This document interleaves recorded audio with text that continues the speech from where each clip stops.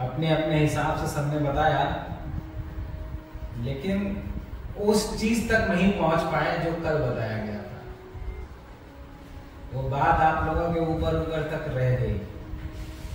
कुछ लोग पहुंचे कुछ हद तक, लेकिन वो भी ऊपर ऊपर ही स्पर्श करके रह गए।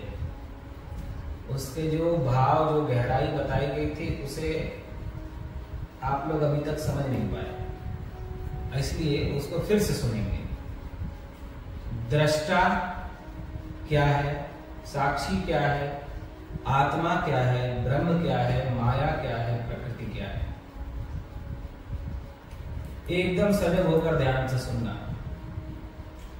दृष्टा, साक्षी, आत्मा, ये तीन नहीं है, ये एक ही है। उपाधियां इनकी अलग अलग हैं। जैसे आप एक ही हो, लेकिन बेटे के पास पिता हो जाते हो, भाई के पास भाई हो जाते हो, मित्र के पास मित्र हो जाते हो, पत्नी के पास पति हो जाते हो, गुरु के पास शिष्य हो जाते हो, शिष्य के पास गुरु हो जाते हो, पड़ोसी के पास पड़ोसी हो जाते हो। लेकिन हो तो आप एक ही आप किसी के पास पिता हो जाते हो, किसी के पास भाई हो जाते हो, किसी के पास मित्र हो जाते हो, किसी के पास शत्रु हो जाते हो। लेकिन मित्र, पिता, भाई, शत्रु, ये अलग अलग उपाधियां देने पर भी आप एक ही हो, एक ही व्यक्ति ये सब कुछ है। ऐसा नहीं कि पति कुछ अलग है, बेटा अलग है, भाई अलग है। एक ही व्यक्ति अलग अलग जगह पे अलग अलग उपाधि और नाम वाला हो जाता है। उसी प्रकार एक ही को आत्मा भी कहते हैं, उसे ही साक्षी भी कहते हैं, उसे ही दृष्टा भी कहते हैं। उसका जब जैसा व्यवहार प्रकट होता है, उसके अनुसार उसे शब्द दिया जाता है। आप ही दृष्टा हो, कोई और नहीं। और आपका कहने का अर्थ मेरा शरीर से नहीं है। बहुत सजग होकर के सुनना, और संभव हो तो इसे फिर कल YouTube पे सुनना।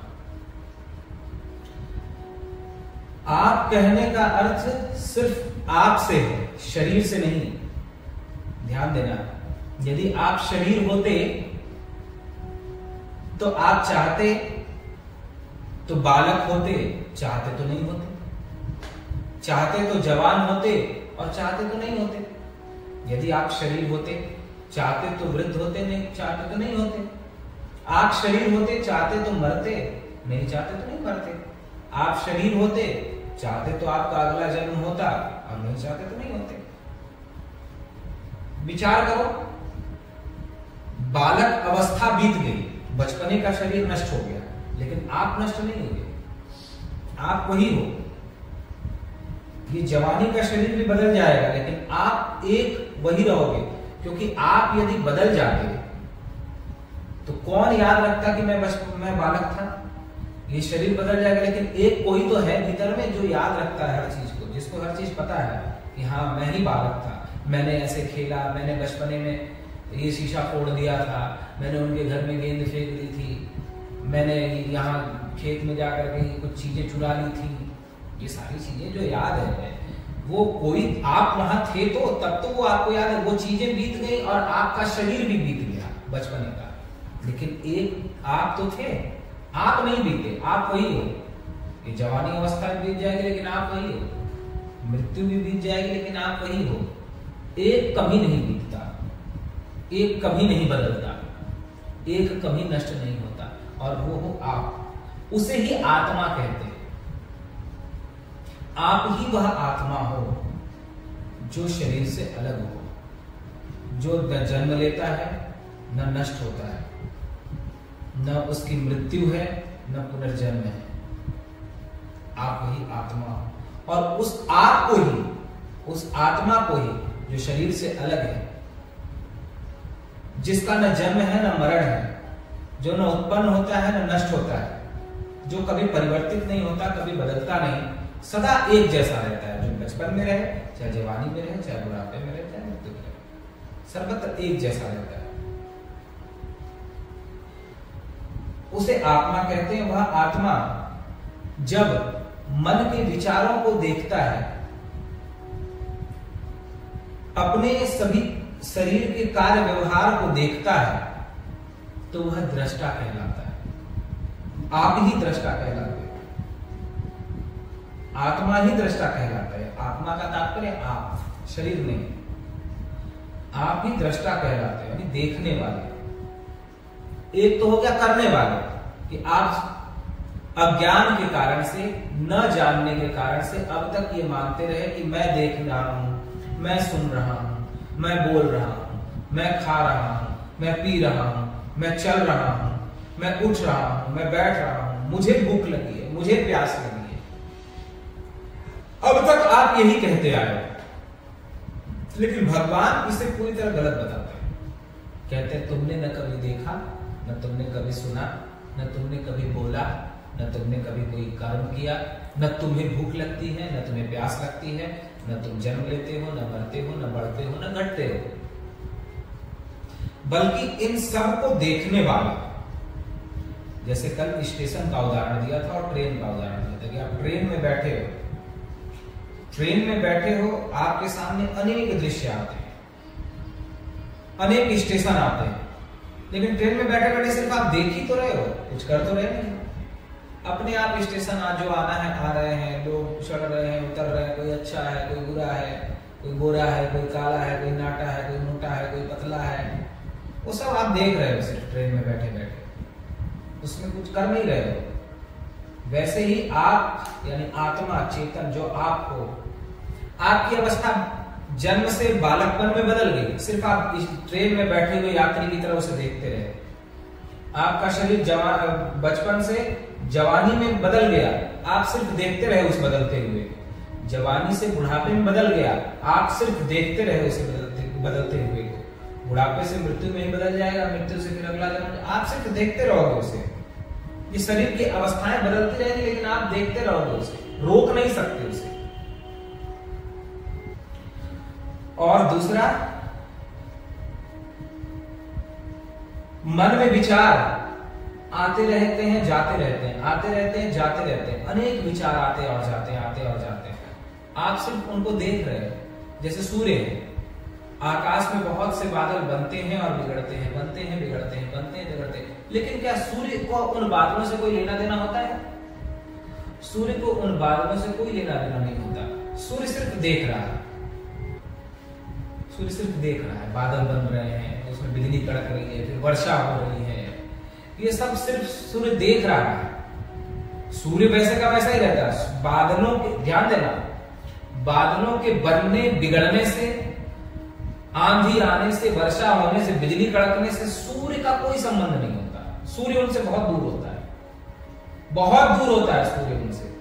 उसी प्रकार आप, मैं जोर देके कह रहा हूं आप, और आप कहने का मेरा अर्थ शरीर से नहीं है, आप कहने का अर्थ आप से है, उस चेतन से, उस आत्मा से जो शरीर में है।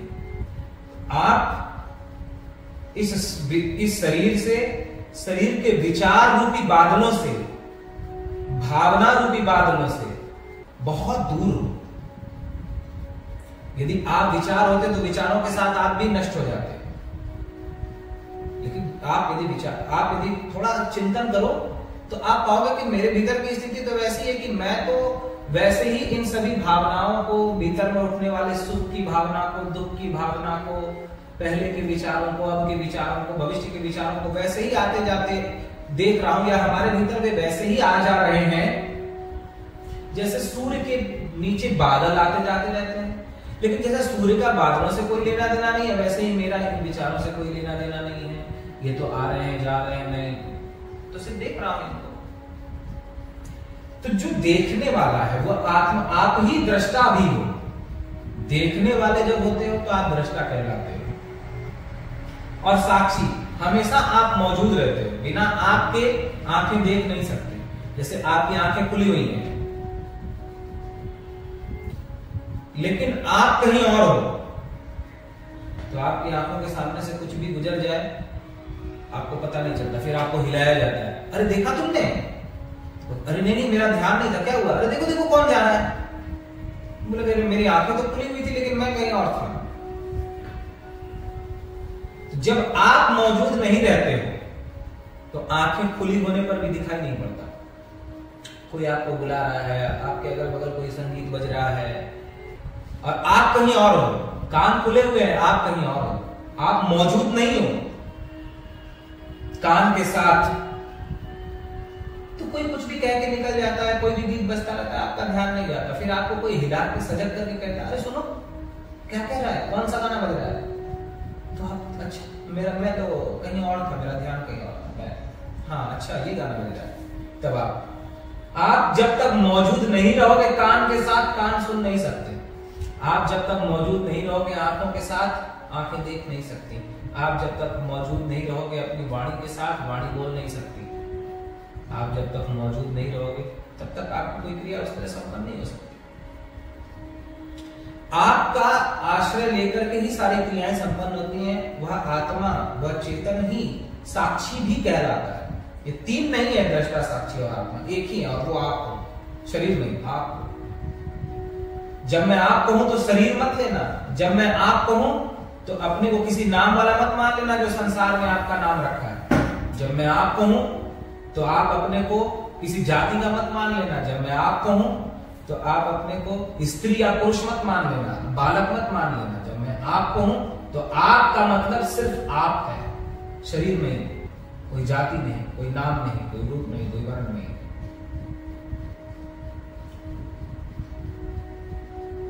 साक्षी, आप की मौजूदगी में ही सब कुछ होता है। विचार भी आपकी मौजूदगी में ही चलते हैं, हाथ भी आपकी मौजूदगी में ही उठते हैं, पांव भी आपकी मौजूदगी में ही चलते हैं।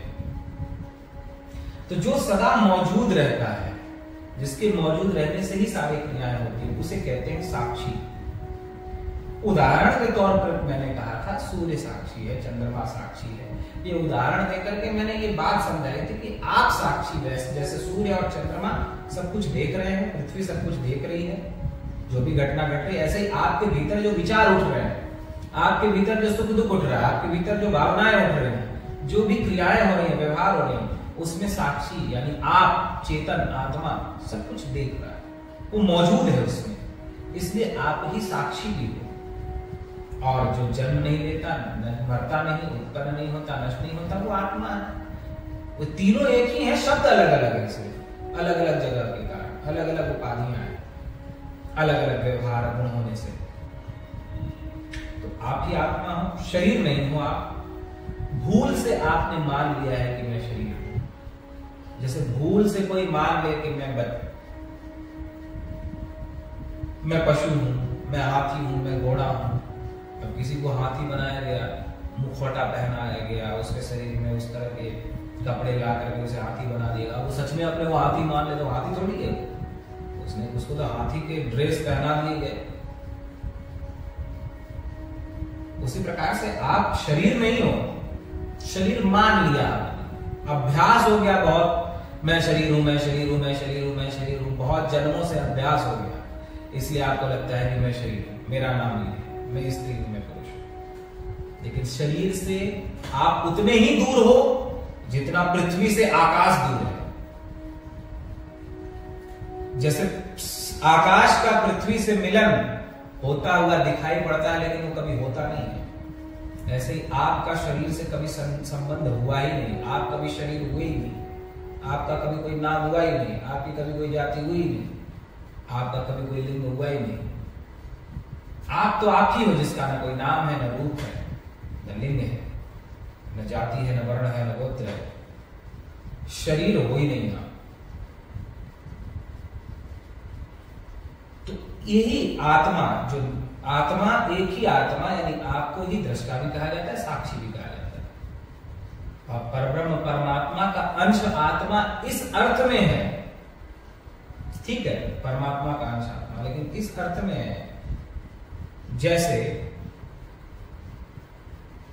घड़े बहुत सारे रखे हुए हैं, 100 घड़े रखे हुए हैं, उन 100 घड़ों में जो आकाश है, स्पेस, खाली जगह, आकाश शब्द का अर्थ ऊपर के नीले आकाश से नहीं, आकाश शब्द का अर्थ स्पेस से, खाली जगह से है।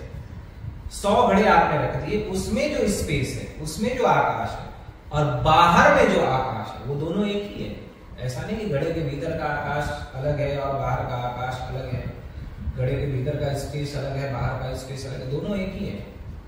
घड़े में होने से उसको घटाकाश बोल देते हैं। घट यानी घड़ा, आकाश यानी घड़े का आकाश। घड़े के भीतर होने से घटाकाश बोल देते हैं और घड़े के बाहर होने से उसे महाआकाश या आकाश बोल देते हैं। लेकिन जो घड़े के भीतर का आकाश वही बाहर का। वैसे ही जो आपके भीतर आत्मा है वही सर्वव्यापक परमात्मा है। दोनों में कोई भेद नहीं है।